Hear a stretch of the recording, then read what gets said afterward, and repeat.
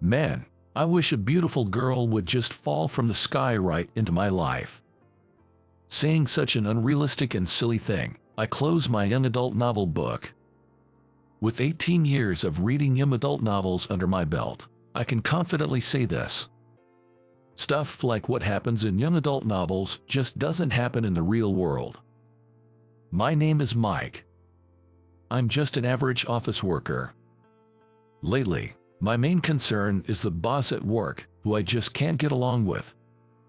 Hey, Mike, I told you to get this report done, but this is your task. Don't backtalk me. It's kinda like that. It feels more like he's bullying rather than just not getting along. The boss's name is Steve. If I remember right, he's in his late 50s. I've heard he has a son about my age. Despite holding a respectable position and supposedly fulfilling his role as a father, my impression is that he's both figuratively and literally a small man. For the record, Steve's height is around 5 feet 3 inches. Well, I'm around 5 feet 5 inches, so I can't really say much about others. Anyway, every time I come into work, getting reprimanded by Steve has become a major stressor. At times like these, I dive into watching TV shows or reading young adult novels once I'm home. I've always loved the world of fiction. These days, they have a term called teenage delusion phase, but up until middle school, I truly believed I was someone special, and I never doubted that I'd get a special, beautiful girlfriend.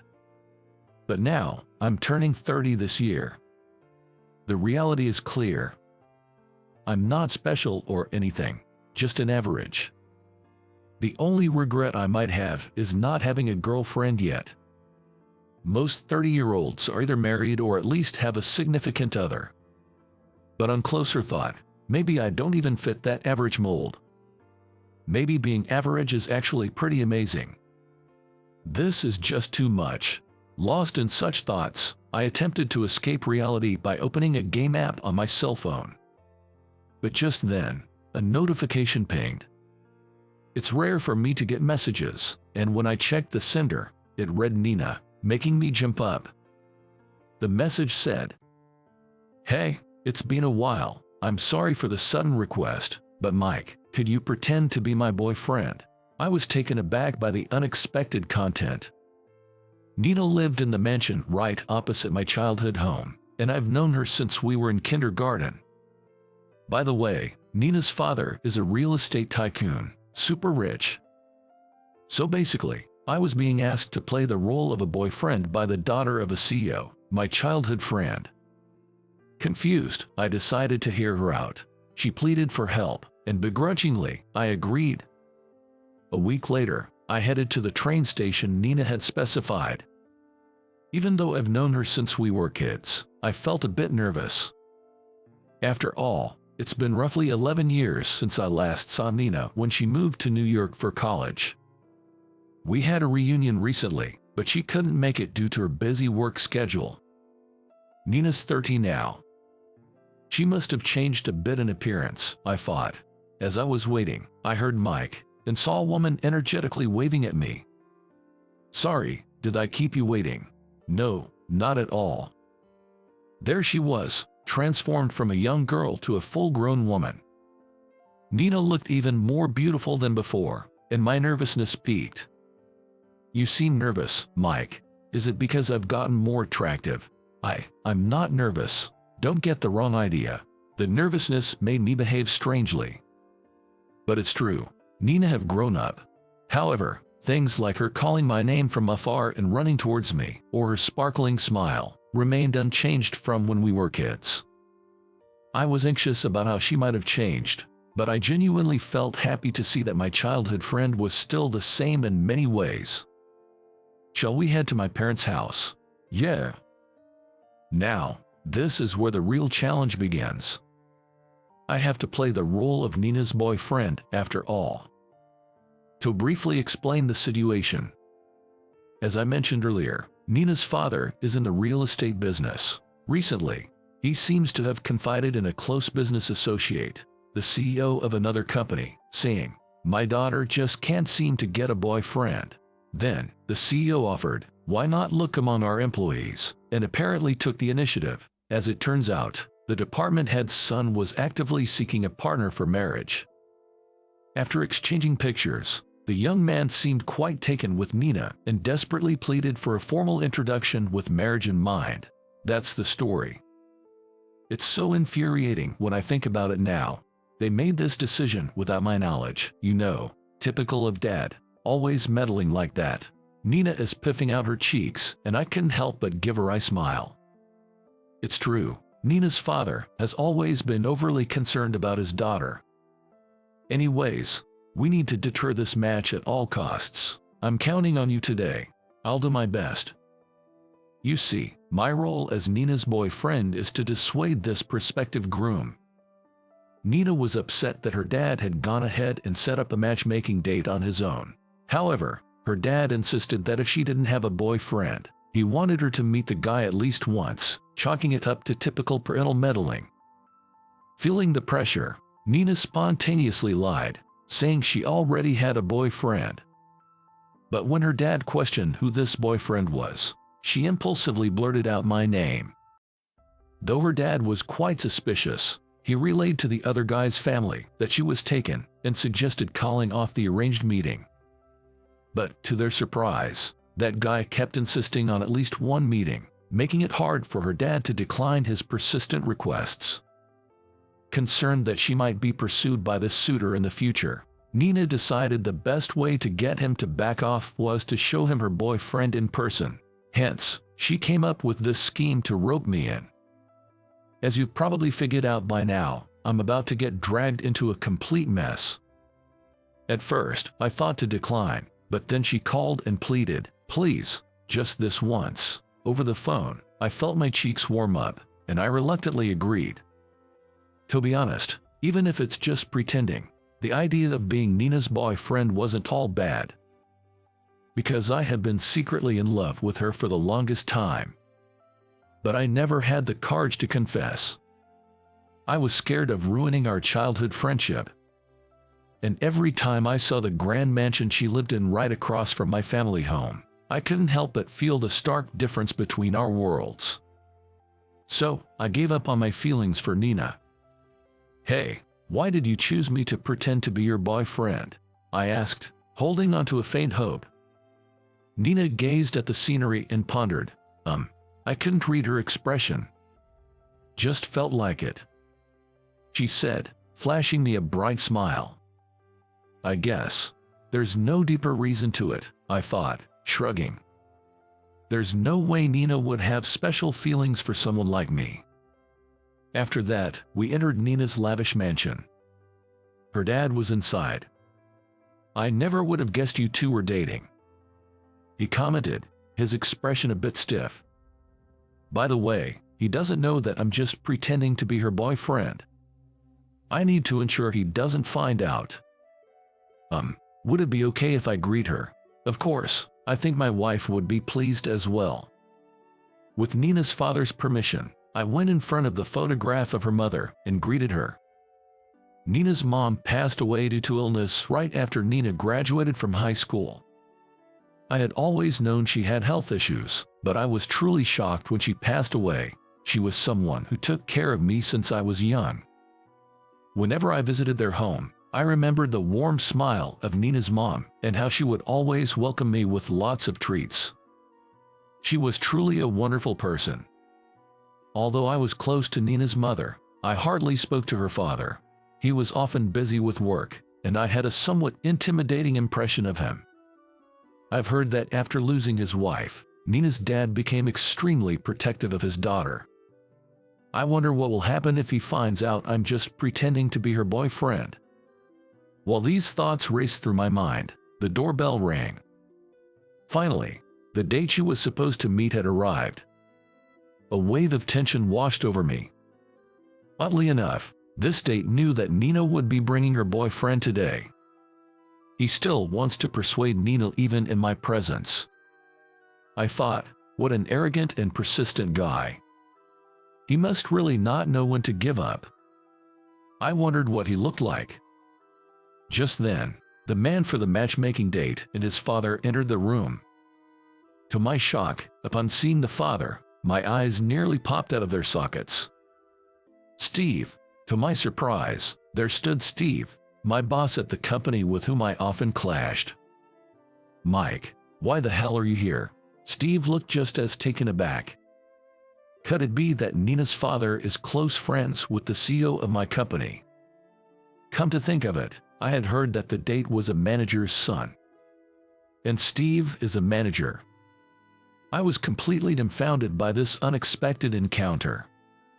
No way, you're the boyfriend of this lady, you've got to be kidding, Steve exclaimed, his eyes bulging in disbelief. But then, Nina, standing beside me, suddenly grabbed my arm. It's true, Mike is my dear boyfriend, she told Steve with a serious tone and earnest eyes. It must be an act, but her convincing expression made my heart skip a beat. Then Steve's son said, so he's Nina's boyfriend, glaring at me. His eyes mirrored the condescending look I often received from Steve, making me recoil involuntarily. He had clearly inherited his father's shorter stature. After that, Steve's son began to talk about his own background. Apparently, he worked for a company with a higher income than the one both his father and I worked for and seemed to have a promising future. It felt like I was the one out of place in the situation. For a moment, I felt disheartened. However, Nina never let go of my arm. Please, reconsider. Mike is my subordinate, but honestly, he's quite useless. I bristled at Steve's words, but Nina seemed even more upset. Don't you dare insult my boyfriend. Mike has many wonderful qualities. Nina, who had been reserved till then, glared fiercely, leaving Steve and his son taken aback. It seems Nina really loves him. Suddenly, the son, looking very uncomfortable, said, "Excuse me," and left the house. Hey, wait, Steve called after him. As he did, he turned to me, giving me a warning glance. Remember this. I had a bad feeling about all this, and just then, Nina finally let go of my arm. I'm sorry for holding on for so long. Oh, it's okay. Seeing Nina's face turn red made me blush as well. Do you two plan on getting married? Nina's father suddenly asked, catching me off guard. Nina looked equally unsure about how to respond. Seeing our flustered reactions, Nina's father just said, "Never mind," and shrugged. It was my idea to bring up this matchmaking meeting. I'll apologize to the other party properly. With that, he went into his study. Thanks for playing the role of my boyfriend today. I'll treat you to something next time. Because we couldn't risk being overheard, we stepped outside. After walking for a bit, Nina turned to me again to express her gratitude. No worries. Well then. Well, bye for now. Even if it was just for a day, being Nina's boyfriend felt nice. It felt like my long-held crush was momentarily reciprocated. Yet, there was a lingering sense of regret. Maybe I still do have feelings for Nina. I glanced back in the direction Nina had gone and shook my head, trying to clear my thoughts. The pretend relationship ends here. A few days later, at the office, Steve glared at me with fierce eyes. I felt a negative vibe, but to add to my surprise, I received a sudden job transfer notice. To my shock, the new location was in a rural branch. This was essentially a demotion. Hey, Steve, what's the meaning of this? Steve smirked. You embarrassed my son and me the other day. I always thought you weren't suitable for this department, so I took the opportunity to send you where they are short-staffed. With that, he laughed heartily.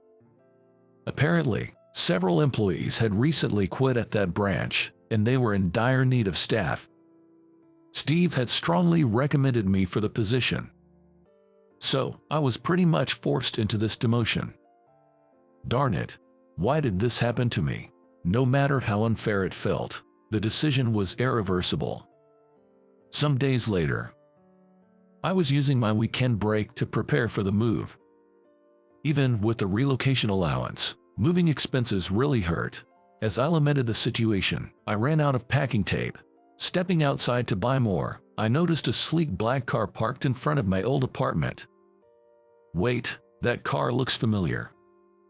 Oh, that's Nina's family's car.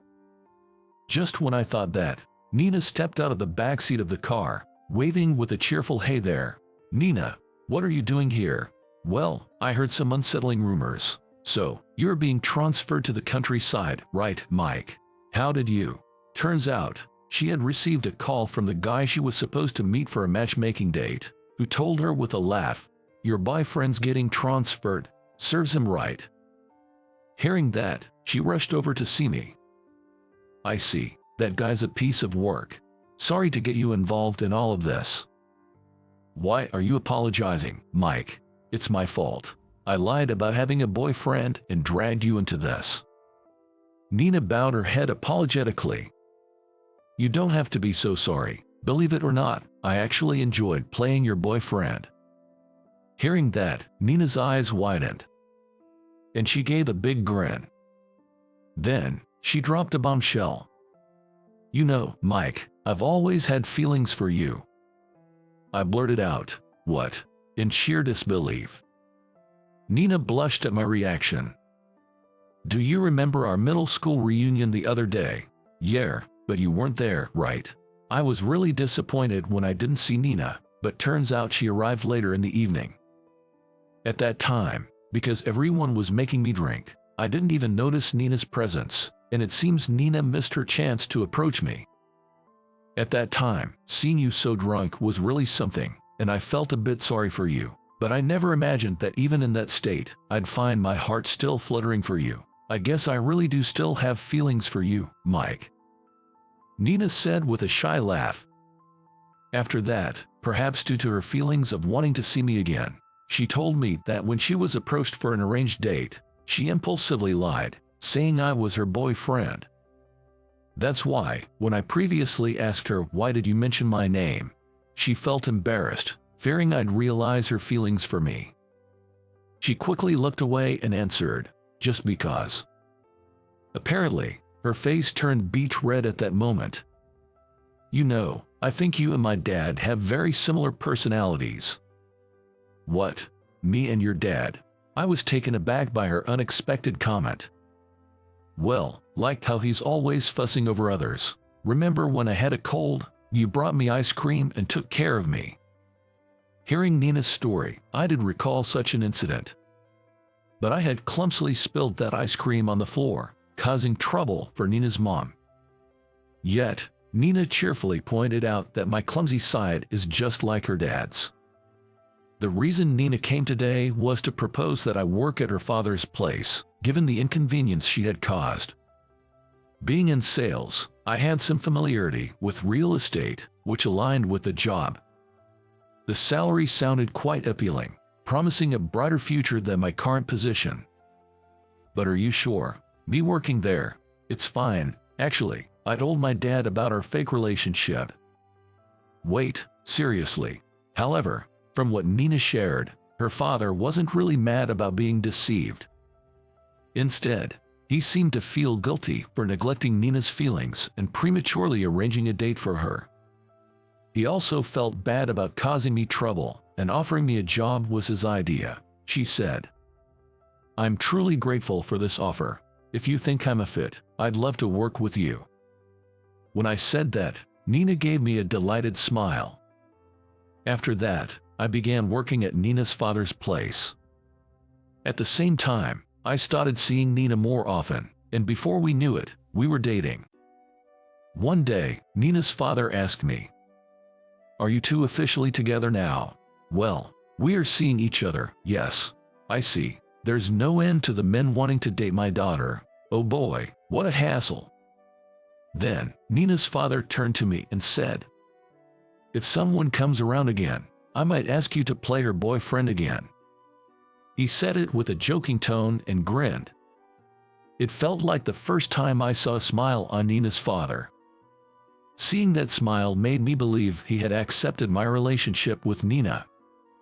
Oh yeah, there was this guy named Steve who was trying to get me transferred out. It seems Nina's father mentioned something about it to the CEO. Apparently, that led to Steve being transferred to a branch in a rural place, like Nebraska. The CEO, with a slightly frustrated look, responded to Nina's father, who jokingly said, "Sorry for poaching your best employee." He then mentioned that he'd make sure Steve got some retraining. Hearing that story lifted a weight off my shoulders. Later on, Nina and I got hitched. But to be honest, my life story feels like a mess. Being asked to play the part of a boyfriend for the childhood friend of the CEO's daughter, only to find out that her matchmaker's dad was the boss, I couldn't stand. Then, right when I was about to be transferred out of spite by the boss, my childhood friend turned up at my place. Turns out, she had feelings for me all along. I ended up working for her dad's company and eventually marrying her. It sounds like something straight out of a rom-com in a young adult novel. This kind of cliché plot, I bet it wouldn't get any traction. Publishers would surely be in the red with this story. But, let me just say it. I'm happy. And marrying my childhood friend is just the best.